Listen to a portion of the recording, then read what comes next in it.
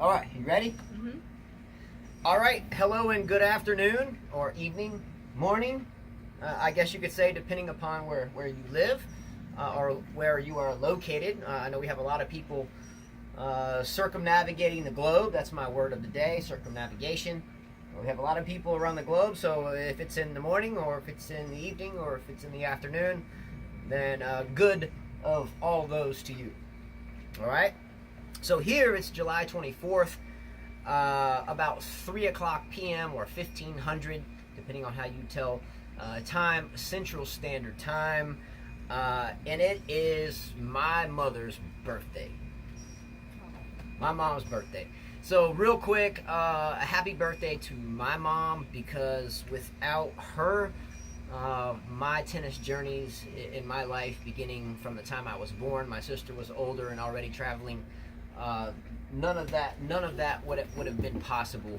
So I must say that I really am absolutely grateful to have you, Mom, because without you, I definitely wouldn't be sitting here, and I definitely wouldn't have the enthusiasm for the game in which we play.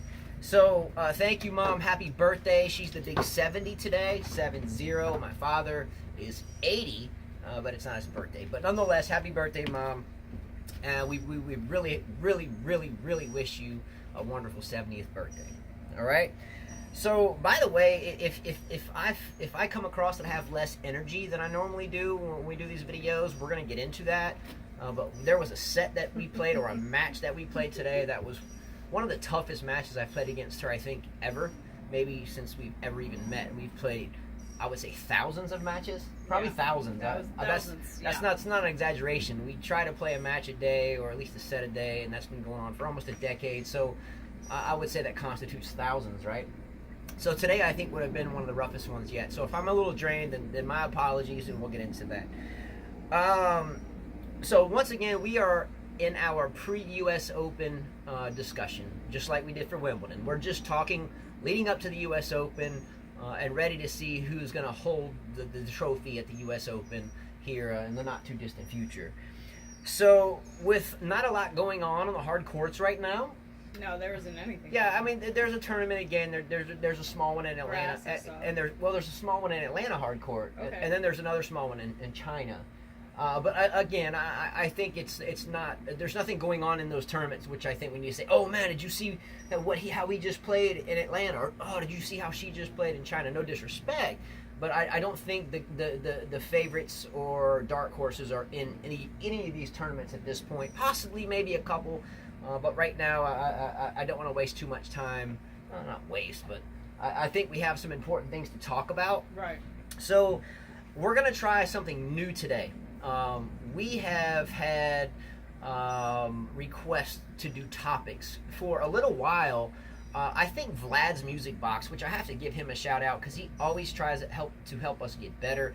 But Vlad has asked us to do viewer topics for a while. He never came up with the topic. I think he was talking about pick a player and discuss the player and some ups and downs about each player. But we never, I guess we beat around the bush. No excuse, Vlad. We just didn't do it. And then we had 2 topics requests yesterday, so we said, you know what, I'm gonna go back to where Vlad mentioned that we should do that, and here's 2 topics right here, right now, so we're gonna run with it.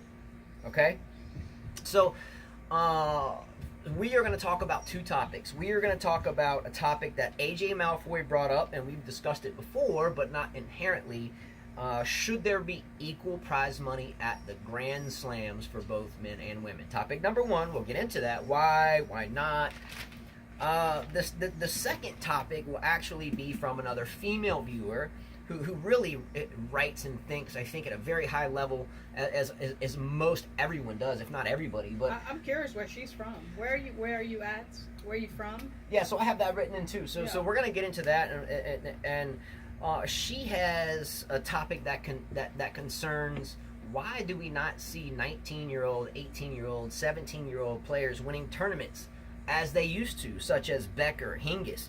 We came up Capriati, Sampras, Nadal, Borg, and the list goes on. Well, Capriati didn't win at a young age. So well, she did well. She was in her late 20s when she finally won her first Grand Slam. All right, so you could scratch Capriati. You can put Chang in there. Becker at 17. Chang, Sampras. Yeah, you Nadal. had Borg at 18, Nadal at 19, I think. Mats Wilander.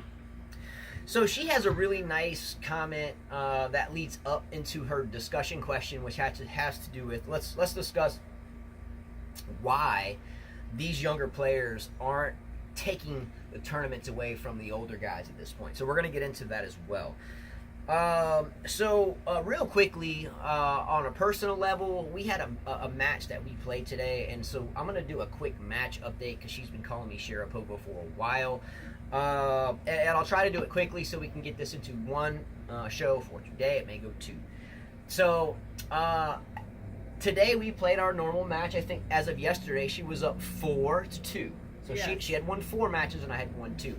So I was really needing to get to 4-3. 4-3 is. I woke up this morning and as soon as I opened my eyes, it wasn't anything else. I wasn't like, how you doing? Hey, you want to drink a cup of coffee? It wasn't nothing like that. Oh, wow. I was thinking to myself, 4-3. I gotta narrow this gap. 4-2. It's tough to come back from 5-3, which we got to today, by the way, than it is a 4-3 or 4-4. You get my drift. So we go out and we commenced to playing this match today, and it was probably, and correct me if I'm wrong, it was probably the most intense match we've ever played. Well, it was intense because you wanted to win and I wanted to win. So it was like we were not even husband and wife, we were enemies. We didn't talk to each other. Yeah, we even, talked back and forth to each other. Excuse me. Yeah, our 2 children are inside, so we just heard something fall, so we're gonna make sure that's nothing crazy. So we played this match this morning, and we go out, we warm up for 8, 9, 10 minutes, stretch a little bit. Lo and behold, by the time we got to 2-2, on serve at 2-2, we had been on the court for probably an hour and a half. And no, we weren't pushing the ball, massaging the ball. We were hitting the ball. I was serving fine. It was a really tough battle. So we usually get out to the court at say 8:30 or so in the morning and are out of there by 9:30, 10. But at this point, we were at 2-2 at about that point in time. So by the time we got to 3-3, another 30, 45 minutes had gone by. It ends up being 4-3 me on serve. So she was coming in to serve. So again, she's just walking out, and truth has been told. Promise you, you'll watch it later. So I just mentioned we were at 3-3, and we'd been out there for basically almost 2 hours at that point. And that we weren't pushing the ball, we were hitting the ball, we were picking our spots, and we really had a great match at that point. So did you mention the fall? Because the fall. Oh yes, no, I did not mention the fall. So we were at 3-3. It was at 3-3 when you fell, and she was. Wait a minute, I have to think. At 3-3 when you fell, because I went up 5-3. If it was 3-3 and I held, it was 4-3 my way. Okay. It had to have been 4-3, yeah. So it was 4-3 my way, and she was serving. Yes, okay? I was. So she was serving. We got into this point. I've never, and probably. We have played so much tennis. I've never seen her fall. She's seen me go down a couple of times. I've never fallen ever in my tennis career. Yeah, ever. She's seen me injure a knee. She's seen me buckle an ankle or two. She's seen me tweak another knee, come out with a side or a hip kind of lamed out. But today she went down, and she went down hard. And I hated to see that. She was running in one direction, and I was really behind the shot. She went out and stretched out for it, got it. I ran up to get kind of just a luck ball per se, came up and got it, flicked it back over the net, and she split and started running in another direction. And I was looking right at her when this happened. She started to sprint. She got low with those thick legs and was like, boo, and then all of a sudden, boom. I mean, she was done. Yeah, both knees. Yeah, both knees. I feel like I fell right on that kneecap, so that was not good. But I had to get back up because I'm not going to retire that match. I was not going to retire that match. So yeah, I mean, I really hated to see that. That one hurt me. I ran to the other side of the net. I was like, whoa, that was deep. You need to retire. Nope, she got up. No way. I ended up 5-3 though, and this is the deal. I ended up 5-3 after that game. So I was serving at 5-3, okay, She had just fallen, unfortunately, just fallen, beat up. Her knees were bleeding. You can see this. I don't know if she wiped it off, but she's got cut up knees. So I'm up 30 love, and I'm thinking to myself, this is over. It's over. She just fell. She's rattled. I hope she's okay, by the way. But at this point, I just wanted to win because I wanted to get to 4-3.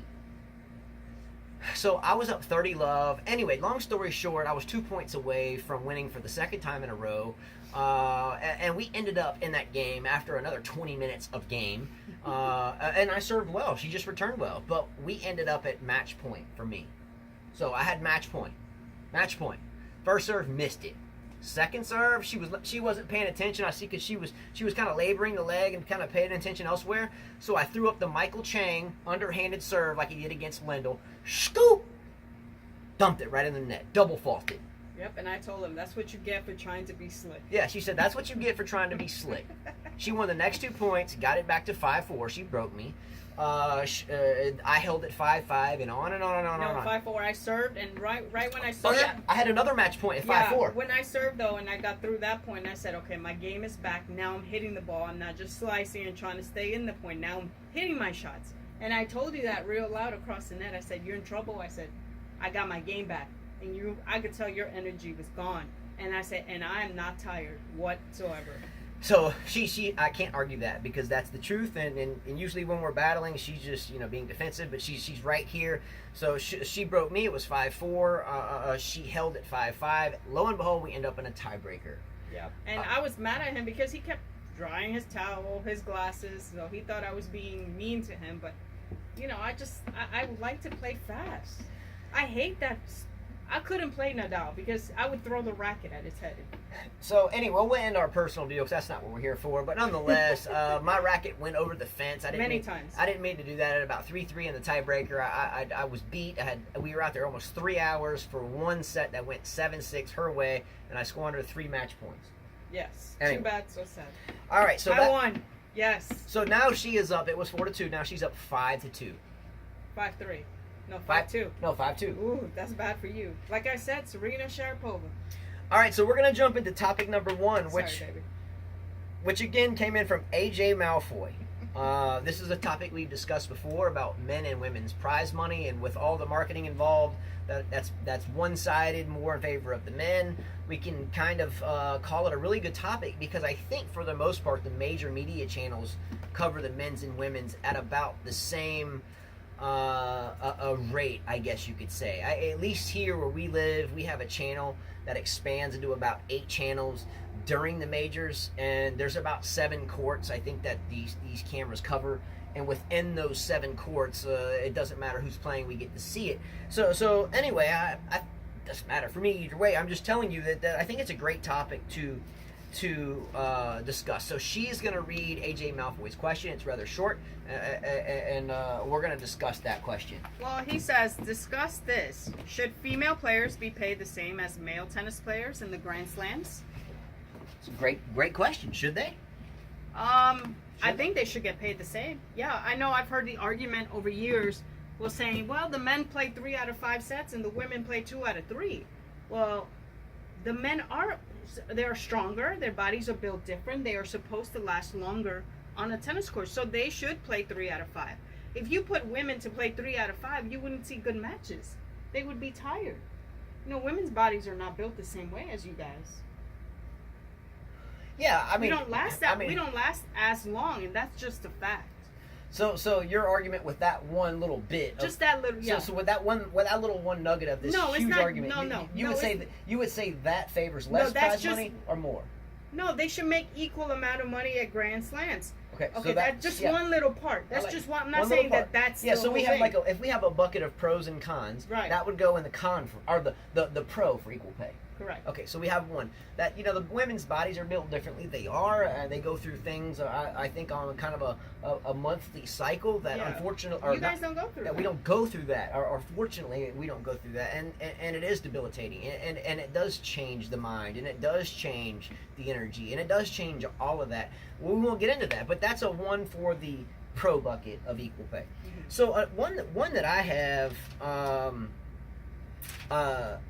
for prize money, and someone mentioned this, so I don't want to pretend like I'm just coming up with this, because I thought, can you look and see who mentioned that prize money should be based upon marketing, ticket sales, etc. Kind of why like doubles players make much less than the singles players, because doubles markets less. I didn't think about that. Someone else did. If you can find that, that would be great, and give that person a shout out, because it might have been Rajesh. I don't know who it was, but we were talking about equal prize money the other day, and someone said, well, and it was a short comment, and the comment was, doubles players, regardless if it's male or female. Yes, Furzy. Furzy09. Thank you, Furzy. He said prize money should be mainly a popularity/business decision. The reasons why doubles gets paid less. Okay, so I think Furzy09 has a wonderful comment here, because we are not talking male or female here. We're talking singles and doubles, and so therefore gender's out of it. And I think I'm going to give Furzy09 comment of the day on that. Comment of the day, because it's simple. It's sometimes the simplest explanations are usually the right ones. I think that was some theory I remember from college, but nonetheless, this was a very simple explanation. We didn't talk about male versus female. We talked about singles versus doubles, and yes, the doubles purse is a trillion times less than the singles purse. So, it's not. When you watch a doubles match, the stadiums are inherently empty at a major. Yes, singles match late in the stage, you can watch a men's final and it's an empty. Crickets are chirping, sheep, sheep, sheep, sheep, sheep. But if you watch the men's final, it's packed. So this is a great argument from Furzy09. So that would go into the negative bucket for equal pay. So we're 1-1, one pro. Well, what and does one that con. have to do with equal pay? What he's Well, there's Serena's popular. Wait, stop. You're missing the point. Yes, I know what he's saying. saying. Don't go off on that tangent. What does it have to do with equal pay? He's saying that, okay, if the stands are empty, right? And we're gonna go further than this, but okay. What he's saying, if the stands are empty, how can you expect a singles player to make as much as a doubles player? That's all the argument is look, doubles doesn't sell a lot of tickets, so therefore the purse is lower, right? So all he's saying is right now the women aren't selling tickets, so that's how it should be based. However, we're gonna go further that on my next comment. Right. So we can say that yes, the seats are empty. I understand that they're empty for doubles and they're empty for the women's 9 times out of 10. Right, unless it's Serena. Well, okay, even then, I'm going further than that. We never see women's coverage throughout the entire year. We see a little bit at the Australian Open at 2 in the morning, or 4 in the morning, or 6 in the morning, when we can get up and drag each other out of bed to watch it. And then we don't want to watch it as a rerun because we saw the scores on our highlights on our phone. So then the French comes, and it's kind of the same, but a couple hours later in the morning when the kids are going to school and everything else. And again, we're not going to watch a rerun because, I guess you could say coincidentally, we always get a chance to see the men's because it's on Sunday. A lot of people work on Saturdays. Most people here don't work on Sundays. So maybe flip it up, but that'll never happen. So all I'm getting at is how can we say that it should be based upon selling tickets when no one even knows who most of the women are? Okay, can you tell me if I walk down the street and say, hey, do you know who Angelique Kerber is? No, who the heck is that? You know who Roger Federer is? Yep. The list goes on. That's a big problem. I'm gonna walk into the grocery store and say, hey, you know who Ostapenko is? They're gonna be like, what did you just say? The problem, you know what I'm saying? Yeah, you're totally right, Justin. The problem is that they don't give these women enough coverage. How are we supposed to know their names, remember them, if we're not even watching their tournaments? They cover the men's tournament. The ATP site is much better than the WTA site, so they don't have a chance to fill these big, Grand Slam tournaments, unless they're popular players. I see more tickets being sold for women's golf. Yeah, probably. Yeah, you got, and no disrespect to women's golf, no disrespect at all, but there is little to zero women's coverage, at least here where we are, and that is something else that we have discussed for a very long time. And it's really not a good thing at all for the sport. It almost makes it where the sport is fading away, at least. Well, it's telling the girls don't play tennis because you're not going to get paid equal as the guys. So what's the point? Yeah. Billie Jean fought so hard in the 70s to make, because the women didn't get paid barely anything. They weren't even shown on TV. They weren't even, the tournament was like 12 players, 24 players would play in the WTA tour at that time. So she fought for this. So why would you take that back? We're here in 2018. But women had to fight for a lot of rights, and you're gonna not pay them the same. It's bad for some of the top guys, and I'm not gonna name any names, for them to say that they shouldn't get the same amount of money. Yeah, I mean, it's really a tough conundrum. I think if you look at it from some type of a statistical standpoint, statistics can help a lot. At the same time, I think they can lie a lot. At the same time, I think before we jump to one conclusion or the other, these buckets of pros and cons can keep filling up and filling up and filling up. But I think until we can really decide whether this should happen or shouldn't happen, I think we should at least give some equal coverage for X amount of years and X amount of tournaments, the same coverage and the same drama and the same storylines, because there is the same drama and there is the same storylines. But unless you're a deep-rooted tennis player like we are and those watching, it's really tough for the masses of the population to understand anything about it, much less who Ostapenko is, who's number 4 and 5 in the world. No, I bet you they wouldn't even know who Pliskova is. Pliskova, well, huh? What did you just say? Here's something else, Justin. When you train, no matter if you're male or female, from a junior, and your parents invested so much money, they spend the same amount of money in lessons for a boy as they do a girl. So why wouldn't these people that work so hard to become professional tennis players not earn the same money when they reach the professional tour? I never thought about that. So you're telling me that mommy and daddy spend less on a girl's tennis racket, on an outfit, on lessons? No, they spend the same amount of money. I like that. I never that thought about that. That is not right. I never thought about that. That's a really good point. They're paying the same for coaches. Yeah, that wasn't written in. That was off the top right there. Yeah, I mean, that's a good question. I pay the same for lessons. Thank goodness we teach our own kids. But if I'm John Doe and I'm taking my kid to the local ridiculously expensive tennis lesson and I'm paying $80, it doesn't matter if you're Mary Jane or John Doe. You're still paying $80 an hour. So then when we get through the grind of the juniors or whatever, and through practicing daily, or you've got no shot, I think, that's this. I'm gonna move forward, but that's a great argument. Think about it. If I take my daughter to play a tournament, I'm paying for her. What's a tournament? A small tournament. $100 entry? Yeah, the boy is paying the same amount as the girl. So come on. This is why women's basketball, they don't make the same. Soccer, softball, volleyball. I mean, you're killing the girl sports. Really killing it. So actually, Kia Sama, it has some of the same type stuff in her comment. So as we move forward here shortly into Kia's topic number 2, which concerns why aren't the younger generation players, your Zverevs, your Koric's, your Kyrgioses, the list goes on. Why aren't these guys finally winning these tournaments?